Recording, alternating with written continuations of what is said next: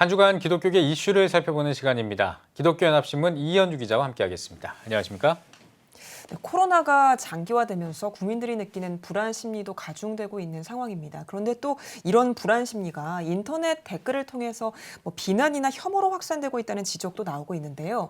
댓글로 인한 피해 교회도 예외가 아니라고요. 네, 일단 코로나에 감염되는 게 죄를 짓는 건 아니죠. 그렇죠. 방역을 방해했거나 아니면 나의 실수로 인해서 많은 사람들이 코로나 바이러스에 감염됐다면 좀 이렇게 지적을 받을 수 있겠지만 네. 이것이 그렇게 아주 비난이나 혐오의 대상이 될 건 아닙니다.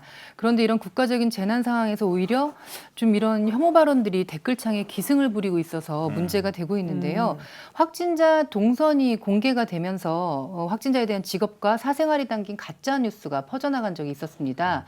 또 이런 이슈에 따라서 편이 나뉜 집단들이 서로를 향해서 원색적인 비난을 하고 있는데 교회도 마찬가지입니다. 지금 집단 감염 이런 뉴스가 나올 때마다 댓글에 아주 읽을 수 없을 정도로 혐오성 그런 글들이 달리는데요. 네. 이런 여론 때문에 청소년들은 난 정말 기독교인이라고 밝히기 싫다. 그렇게 하면 욕을 먹는다, 무섭다. 이제 이런 의견까지 나오고 있어서 네. 좀 심각한 상황입니다. 네, 그리고 그 연예인들이 극단적인 선택을 할 때도 사실은 그 악성 댓글이 큰 영향을 미치는 걸로 알고 있는데 우리나라 악성 댓글은 어떤 상황인지도 짚어주시죠. 네, 지난해 한 어린 가수가 악플을 견디지 못하고 자살로 생을 마감을 했는데 네. 벌써 일주기가 됐다고 해서 팬들이 얼마 전에 추모를 했었습니다. 네. 근데 그날 온라인에서는 덩달아 악플이라는 단어가 이제 온종일 검색어에 올랐는데요.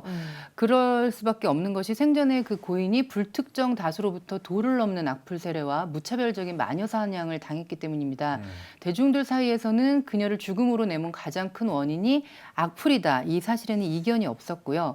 인터넷 실명제나 사이버 언어폭력 규제를 골자로 한 관련 법안이 생겨나야 된다. 이런 필요성도 논의가 됐습니다. 네. 이전에도 유사한 사건이 터질 때마다 악플 근절을 위한 움직임이 있었는데 큰 성과를 거두진 못했어요. 근데 경찰청에 따르면 작년 경찰에 접수된 사이버 명예훼손 범죄는 15,900여 건, 전년 대비 19.3%가 더 늘어난 것이라고 하고요.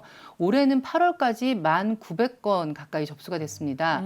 사이버 명예훼손은 유명인들이 악플러를 고소할 때 자주 적용하는 혐의인데 늘어난다는 건 그만큼 이런 나쁜 댓글 문화가 확산되고 있다는 거겠죠. 네, 네. 정말 당하지 않은 사람은 모르는 큰 고통이라고 하는데 이 악성 댓글이 점점 또 광범위해지고 있다고요.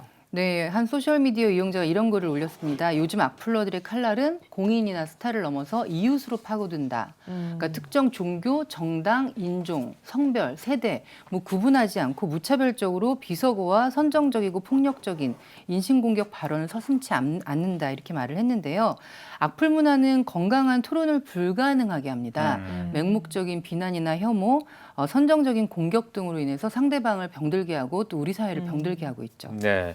그렇다면 대안을 좀 모색해야 될 것 같은데 어떤 방법들이 좀 좋은 방법이라고 이렇게 나오고 있나요? 네, 일단 댓글로 인한 피해를 호소하거나 자살 사건 같은 게 일어나다 보니까 실제로 포털에서는 연예인 댓글은 이미 폐지를 했고요. 네. 댓글 이력 공개나 인공지능을 통한 자동 삭제 기능도 있습니다. 그러나 보다 강화된 법적 장치가 필요하다 이런 의견이 나오고 있는데요.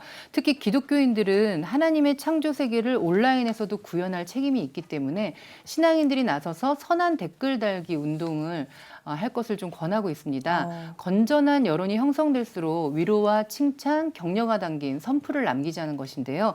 1년에 하루 또는 한 달에 하루만이라도 선풀을 다는 날 정해서 교회가 함께 했으면 좋겠습니다. 네.